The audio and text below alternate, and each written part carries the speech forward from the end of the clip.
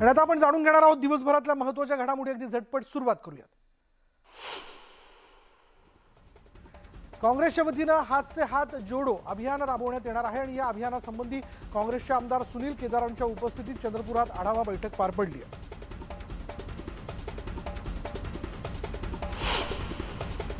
विद्यार्थ्यांचा आत्मविश्वास वाढावा म्हणून केंद्रीय मंत्र्यांनी शाळांना भेट देत विद्यार्थ्यांशी संवाद साधावा अशा सूचना नारायण राणेंनी दिल्यात। त्यानुसार कणकवली तालुक्यातील काही शाळांना भेट देत नारायण राणेंनी विद्यार्थ्यांशी संवाद साधला। नारायण राणेंसोबत यावेळी आमदार नितेश राणेही उपस्थित होते।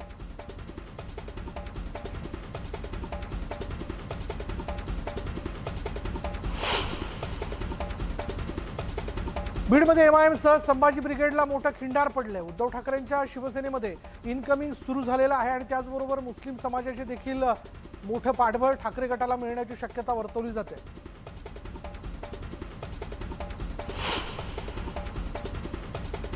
पुण्याच्या ग्रामीण भागातून शेकडो शिवसैनिकांनी बाळासाहेबांच्या शिवसेनेत प्रवेश केला।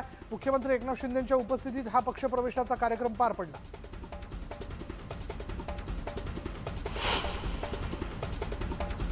खरी शिवसेना आपलीच आहे, त्यामुळे पक्षाला बाळासाहेबांचं नाव मिळालं असल्याचं मुख्यमंत्री एकनाथ शिंदेंनी म्हटलंय।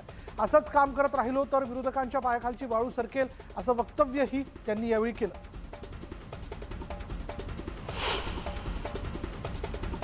महाराष्ट्राच्या विधान भवनात बाळासाहेबांचं तैलचित्र लावलं जाणार आहे। 23 जानेवारीला दिवंगत शिवसेना प्रमुख बाळासाहेब ठाकरे यांची जयंती आहे। या कार्यक्रमासाठी उद्धव ठाकरेंना आमंत्रण दिल्याचं विधानसभा अध्यक्ष राहुल नार्वेकरांनी म्हटलंय। भाजप प्रदेशाध्यक्ष चंद्रशेखर बावनकुळे यांनी शिंदे फडणवीस सरकारकडे 184 आमदारांचं संख्याबळ होऊ शकतं असा दावा केलाय। बावनकुळेंपाठोपाठ भाजपचे खासदार धनंजय महाडिक यांनीही इतर पक्षातील आमदार संपर्कात असल्याचा दावा केलाय। दरम्यान कार्यकर्त्यांमध्ये जोश भरण्यासाठी बावनकुळेंना अशी वक्तव्य करावी लागतात असा टोलाही भुजबळांनी लगावलाय।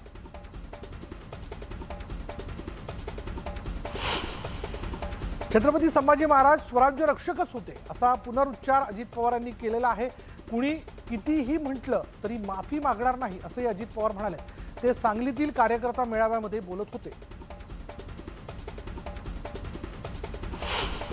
पवना धरण परिसरात होणाऱ्या बेकायदेशीर उत्खननावर योग्य ती कारवाई केली जाणार आहे, कारण निसर्गाच्या विरोधात जाऊन कोणी बेकायदेशीर काम करत असेल तर त्यांच्यावर कारवाई करण्यात येईल असं आश्वासन वनमंत्री सुधीर मुनगंटीवार यांनी दिलंय। संभाजी भिडेंच्या कार्यक्रमाला दौंडमधील भीम सैनिकांनी विरोध केल्याप्रकरणी 15 जणांविरोधात गुन्हा दाखल करण्यात आला। याच्या निषेधार्थ दौंड पोलीस ठाण्यासमोर भीमसैनिकांनी उपोषण सुरू केलंय। माजी आमदार रमेश थोरातांनी उपोषणस्थळी भेट दिली तर सुप्रिया सुळेंनी व्हिडिओ कॉल मार्फत उपोषणकर्त्यांसोबत संवाद साधला। या आधीच्या पोटनिवडणुकांमध्ये भाजपनं उमेदवार दिला नसता तर चिंचवड विधानसभा पोटनिवडणूक बिनविरोध झाली असती असं राष्ट्रवादीनं म्हटलंय। पोटनिवडणुकीत राष्ट्रवादीचा उमेदवार कोण असेल हे येत्या 2 दिवसात स्पष्ट होईल असं राष्ट्रवादीचे शहर अध्यक्ष अजित गवाणे यांनी म्हटलंय। महाराष्ट्रातील असंविधानिक सरकार येत्या 14 तारखेला कोसळणार असल्याचं विधान काँग्रेसचे प्रदेशाध्यक्ष नाना पटोले यांनी केलंय। येत्या 14 तारखेला होणाऱ्या सुप्रीम कोर्टाच्या सुनावणीमध्ये शिवसेनेच्या बाजूने निर्णय लागणार आहे। आमचा न्यायव्यवस्थेवर पूर्ण विश्वास आहे।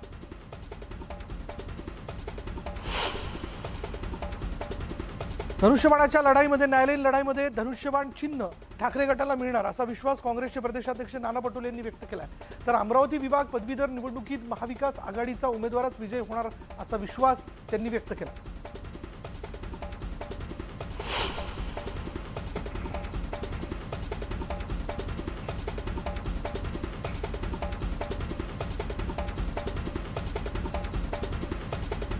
शिवसेनेचं धनुष्यबाण चिन्ह मुख्यमंत्री एकनाथ शिंदे यांच्या बाळासाहेबांची शिवसेना पक्षालाच मिळेल। त्यांच्याकडे आमदार आणि खासदारांची संख्या जास्त आहे असं मत केंद्रीय राज्यमंत्री रामदास आठवले यांनी व्यक्त केलंय।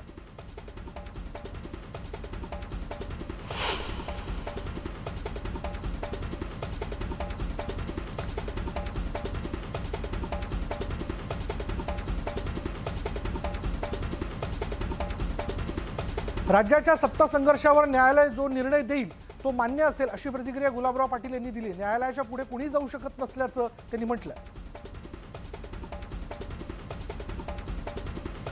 पूर्वीची भाजप आणि आत्ताची भाजप यामध्ये जमीन आसमानाचा फरक आहे। पूर्वीचे भाजपचे नेते हे वैचारिकदृष्ट्या परिपक्व होते, त्यांची टीका टिप्पणी खालच्या पातळीची नसायची असं वक्तव्य आमदार भास्कर जाधव यांनी केलं। प्रदेशाध्यक्ष चंद्रशेखर बावनकुळे हे पंकजाताईला विमानात घेऊन आले, याचा त्यांना पुढील 2 महिने त्रास होईल असं म्हणत पंकजा मुंडे यांनी पुन्हा एकदा चिमटा काढला। साहेबांचे नेते अटलजी अडवाणी होते, आज आमचे नेते मोदी आणि शहा आहेत, त्यामुळे पंकजा यांचा निशाणा नेमका कुणावर अशी राजकीय वर्तुळात चर्चा सुरू झाली आहे।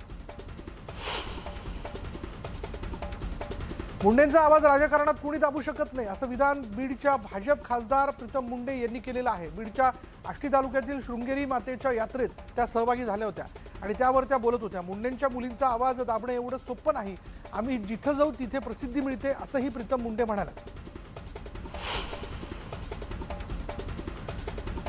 मागील सरकारच्या काळामध्ये ब्रह्मपुरी मतदारसंघात मंजूर करण्यात आलेली जलसंधारणाची 53 कामं नवं सरकार आल्यानंतर पालकमंत्री सुधीर मुनगंटीवार यांनी रद्द केली आहेत। या निर्णयावरून आमदार विजय वडेट्टीवार यांनी संताप व्यक्त केला। नागपूर शिक्षक मतदारसंघाचे महाविकास आघाडीचे उमेदवार सुधाकर अडबाले यांनी गोंदियामध्ये प्रफुल्ल पटेल यांची भेट घेतली। निवडणुकीत विजय होणार असल्याचा विश्वासही त्यांनी यावेळी व्यक्त केला।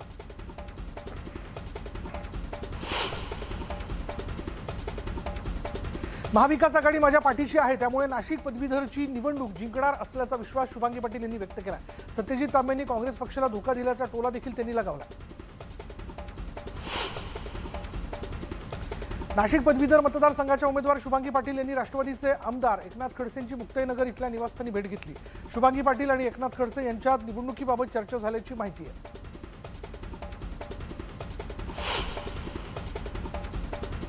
उल्हासनगरमधील बांधकाम व्यावसायिक ITIचा भूखंड बळकावण्याचा प्रयत्न करत असल्याच्या निषेधार्थ कोकण पदवीधर मतदारसंघाच्या निवडणुकीवर शासकीय तांत्रिक विद्यालयाच्या शिक्षकांनी बहिष्कार टाकण्याचा निर्णय घेतलाय।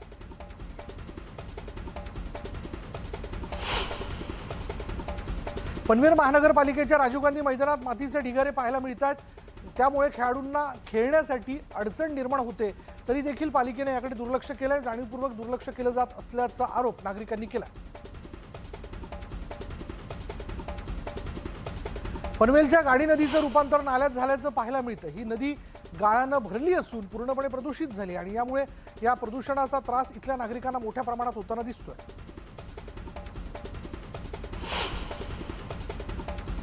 कल्याण डोंबिवली महापालिकेचा सहाय्यक सुरक्षा अधिकाऱ्याला लाचलुचपत प्रतिबंधक विभागाने अटक केली। अधिकारी दर महिन्याला सुरक्षा रक्षकांकडून मागणी करायचा। दरम्यान आज सापळा रचून भरत बुळे नावाच्या अधिकाऱ्याला अटक करण्यात आली आहे। आसनगाव इथल्या मुंबई आग्रा महामार्गावरील पूल तोडायचं काम अतिशय धीम्या गतीनं सुरू आहे आणि यामुळे महामार्गावरून एकेरी वाहतूक करावी लागते। या कारणाने रोजच या ठिकाणी वाहतूक कोंडीची समस्या भेडसावते।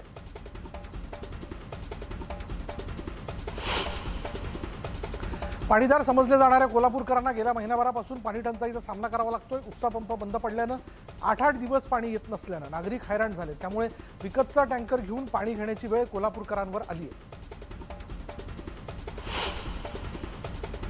प्रजासत्ताक दिनी कुठलीही अनुचित घटना घडू नये यासाठी तपास यंत्रणा सज्ज झालेल्या आहेत। गल्लीपासून दिल्लीपर्यंत पोलीस सतर्क झालेत। याच पार्श्वभूमीवर कुठलीही अनुचित घटना घडली किंवा दहशतवादी हल्ला झाल्यास त्याला सामोरं कसं जावं याचा सराव म्हणून अमरावतीमध्ये मॉक ड्रिल घेण्यात आलं।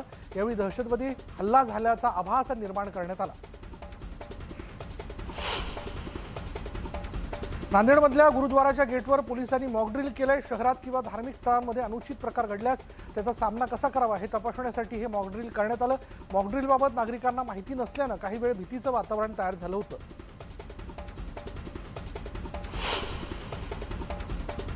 बागेश्वर धाम इथले धीरेंद्र कृष्ण आणि अनीस यांच्यातला वाद वाढतच चाललाय। श्याम मानव यांना इतर धर्मातील अंधश्रद्धा दिसत नाही, हिंदू धर्मियांच्या भावना दुखावण्याचं काम करतात। माझं त्यांना चॅलेंज आहे, त्यांनी इतर धर्मातील अंधश्रद्धा बाहेर काढावी। श्याम मानव यांना बघून कुत्र देखील घाबरत नाही, मग महाराज कसे घाबरणार असं भाजप आमदार मोहन मते यांनी म्हटलं।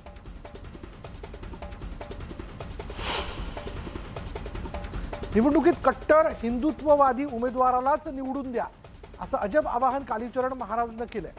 लव जिहाद, धर्मांतरण, गोहत्या, जनसंख्या नियंत्रण या समस्यांवर कायदा व्हावा अशी मागणी त्यांनी हिंदू गर्जना मोर्चात केली।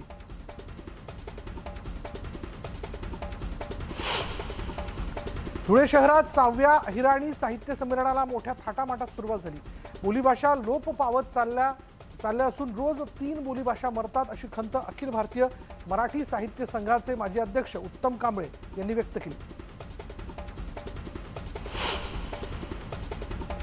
वाशिमच्या मंगरुळपीर शहरातील शनी मंदिरामध्ये शनी अमावस्येनिमित्त हजारो भाविकांनी गर्दी केली होती। दरम्यान हजारो शनी भक्तांसाठी महाप्रसाद वाटप करण्यात आलं।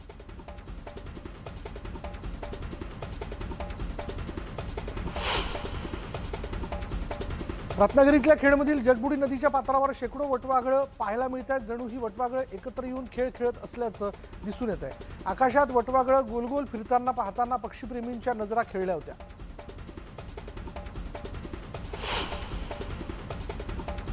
बदलापूरमध्ये माघी गणेशोत्सवाच्या निमित्त 24 तारखेपासून 10 दिवसांची यात्रा भरणार आहे। यंदा स्टेशन पाडा गणेशोत्सव मंडळातर्फे अयोध्येतील राम मंदिरातील दुर्गा मातेच्या मंदिराचा देखावा उभारण्यात येणार आहे।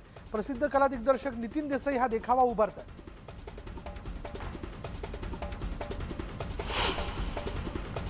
अहमदनगर जिल्ह्यातील शनी शिंगणापूर इथे शनी अमावस्या असल्याने भाविकांनी मोठी गर्दी केली। लाखो भाविक दर्शनासाठी शनी शिंगणापूरमध्ये दाखल झालेत। दरम्यान भाविकांसाठी देवस्थान समितीकडून सुरक्षेसह दर्शनाची चोख व्यवस्था करण्यात आली आहे।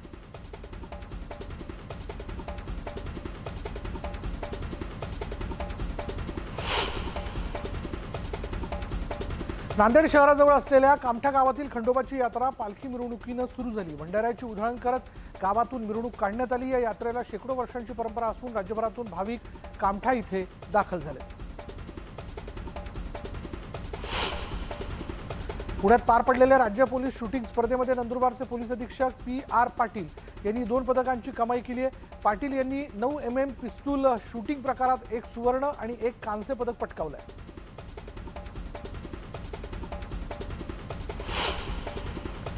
भिवंडीमधील मानकुली इथल्या रुग्णालय उपकरणं साठवलेल्या गोदामातील चोरीच्या गुन्ह्याचा 24 तासात छडा लावण्यात नारपोली पोलिसांना यश मिळाले। अटक केलेल्या आरोपीकडून 1,25,61,968 रुपयांची वैद्यकीय उपकरणं जप्त करण्यात आली, अशी माहिती पोलीस उपायुक्त ढवळे यांनी दिली आहे।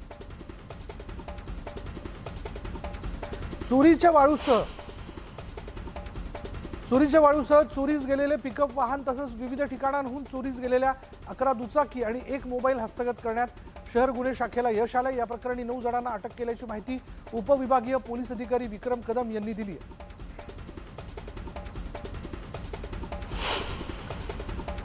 भिवंडीत 5 वर्षांपूर्वी झालेल्या भांडणाचा राग मनात धरून चॉपरने हल्ला करून सपासप वार केल्याची घटना घडलेली आहे। हॉटेलमधील सीसीटीव्हीमध्ये ही सगळी घटना कैद झाली असून पडघा पोलीस ठाण्यामध्ये गुन्हा दाखल केला असून भावेश बेलवले याला अटक करण्यात आली।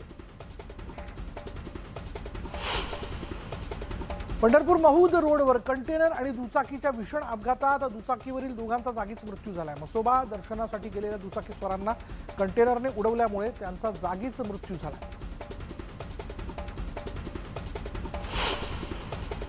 जळगाव शिरसाळामधून देवदर्शन करून परतत असताना दुचाकीस्वारांचा अपघात झाला। जखमींना बुऱ्हाणपूरमधील रुग्णालयात उपचारासाठी दाखल करण्यात आलंय।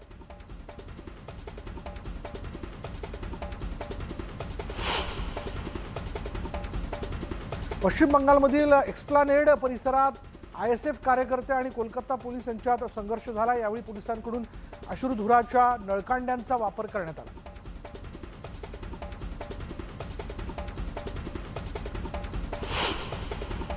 पश्चिम बंगालच्या हुगळीमध्ये TMCचे युवा नेते कुंतल घोष यांना 14 दिवसांसाठी ईडी कोठडीत पाठवण्यात आले। शिक्षक भरती घोटाळा प्रकरणी ईडीने त्यांना अटक केली।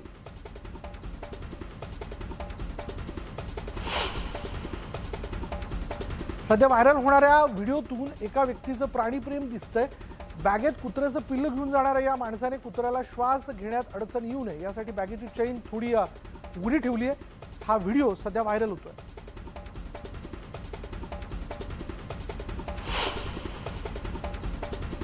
सध्या सोशल मीडियावर 2 मांजरींचा व्हिडिओ व्हायरल होतोय। तो पाहून अनेकांना आश्चर्याचा धक्का बसलाय, कारण या व्हिडिओमध्ये 2 मांजर कोणत्याही संरक्षणाशिवाय बाईकवरून प्रवास करताना दिसतायत। हा व्हिडिओ पाहून नेटकऱ्यांनी मांजरी सोनी मराठी वाहिनीवर प्रतिशोध ही मालिका 16 जानेवारीपासून प्रेक्षकांच्या भेटीला आली आहे। प्रतिशोध ही आई आणि मुलगी यांच्या विशिष्ट नात्यावर भाष्य करणारी थरारक मालिका आहे। भूतकाळातील काही विशिष्ट गोष्टींमुळे ममता आणि दिशा यांना भविष्यात कोणत्या अडचणींना सामोरं जावं लागणार आहे हे आपल्याला या मालिकेतून पाहायला मिळणार आहे। आपल्या चाहत्यांबरोबर कनेक्ट राहण्यासाठी प्रार्थना आपले अपडेट देत असते। नुकताच एक व्हिडिओ तिने शेअर केला। प्रार्थनाच्या मनमोहक लुकने सर्वांचंच लक्ष वेधून घेतलं।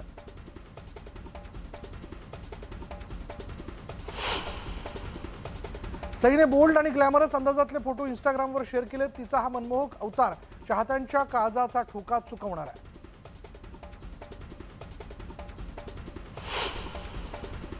सध्या करिश्माचे लेटेस्ट फोटो सोशल मीडियावर व्हायरल होत आहेत। लेटेस्ट फोटोंमध्ये ती ट्रॅडिशनल ड्रेसमध्ये दिसून येते। तिचा हा देसी अंदाज चाहत्यांना खूप आवडतोय। मृण्मयी सध्या महाबळेश्वरमध्ये निसर्गाच्या सानिध्यात घर बांधते। यापूर्वीही तिने फोटो शेअर करत शेतात घर बांधत असल्याची माहिती दिली होती। आता मृण्मयीने तिचा व्हिडिओ शेअर करत तिच्या घराची झलक दाखवली आहे। मातीच्या विटांनी उभारलेल्या मृण्मयीच्या घराला चक्क चुन्याचं प्लास्टर करण्यात येत आहे।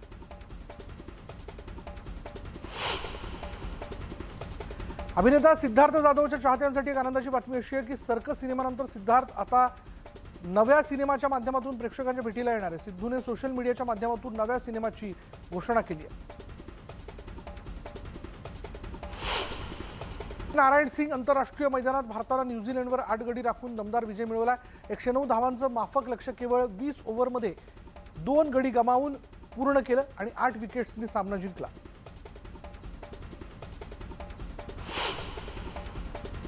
भारतीय संघाचा वेगवान गोलंदाज उमेश यादव याची 44 लाखांची फसवणूक करण्यात आली आहे। त्याला त्याच्या नागपूरच्या एका मित्रानेच हा गंडा घातलाय। उमेश यादव याचा मित्र जो त्याचा जुना मॅनेजर होता त्यानेच ही फसवणूक केली असल्याचं समोर आलंय। शैलेश ठाकरे असं आरोपीचं नाव आहे।